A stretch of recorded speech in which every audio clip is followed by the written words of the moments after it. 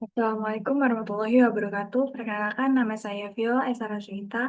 Saya dari kelas B8 dengan NIM 25051460289. Pada video kali ini, saya akan menjelaskan tutorial melakukan independent test menggunakan aplikasi SPSS.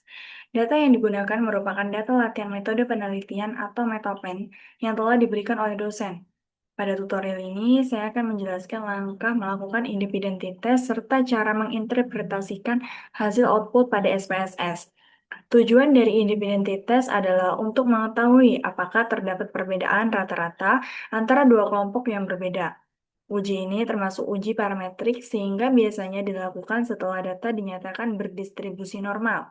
Melalui analisis ini, peneliti dapat mengetahui apakah dua kelompok memiliki perbedaan yang signifikan terhadap variabel yang diteliti. Baik, langkah pertama yaitu kita membuka file data metopen yang sebelumnya telah dimasukkan ke dalam SPSS.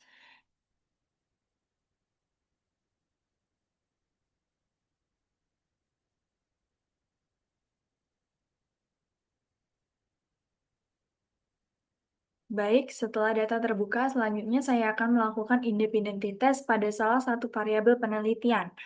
Pada independent test terdapat dua jenis variabel, yaitu variabel numerik dan variabel kategorik. Variabel numerik digunakan sebagai variabel yang akan dibandingkan, misalnya skor penelitian atau usia. Di sini saya akan memakai usia, sedangkan variabel kategorik digunakan sebagai variabel pengelompokan, misalnya jenis kelamin laki-laki dan perempuan. Baik, langkah pertama kita klik menu analis, lalu kita cari components. Setelah itu kita klik independent sample t-test. Baik, di sini untuk tes variabel S kita masukkan usia. Untuk grouping variabel kita masukkan JK. Setelah itu kita akan menentukan kelompok. Kita klik define groups.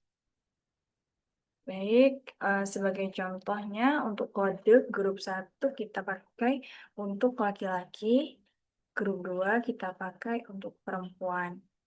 Continue. Setelah semua data dimasukkan, kita klik OK. Baik. Selanjutnya di sini akan muncul output hasil independent test.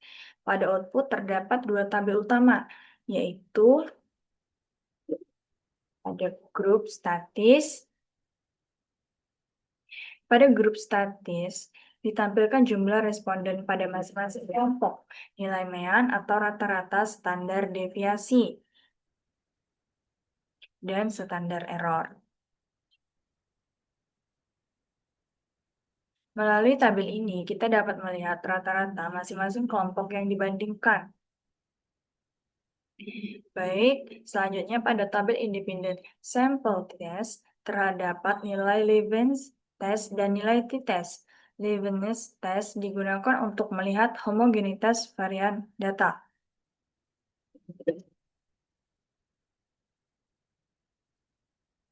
Ya, teman-teman. Jika nilai signifikan Leibniz test lebih besar dari 0,05, maka digunakan baris equal variance assumed. Namun, jika kurang dari 0,05, maka digunakan baris equal variance not assumed. Di sini ada equal variance assumed dan ada equal variance not assumed. Pada tabel ini juga terdapat nilai T, derajat kebebasan atau DFF, dan nilai signifikan atau sig2-tailored.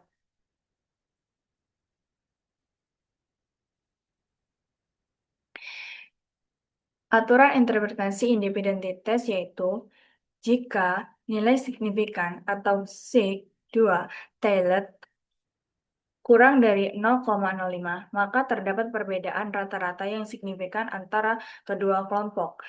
Jika nilai signifikan lebih besar dari 0,05, maka tidak terdapat perbedaan rata-rata yang signifikan antara kedua kelompok. Sebagai contoh, diperoleh nilai signifikan sebesar, teman-teman bisa lihat di sini, Karena nilai tersebut lebih kecil dari 0,05, maka dapat disimpulkan bahwa terdapat perbedaan rata-rata yang signifikan antara kedua kelompok. Atau karena nilai signifikan lebih besar dari 0,05, maka dapat disimpulkan bahwa tidak terdapat perbedaan rata-rata yang signifikan antara kedua kelompok. Teman-teman, independentitas sering digunakan dalam penelitian untuk membandingkan dua kelompok yang berbeda.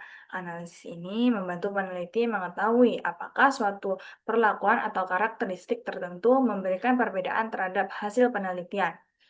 Baik, kesimpulannya adalah berdasarkan hasil analisis yang telah dilakukan, independentitas berhasil dilakukan menggunakan SPSS.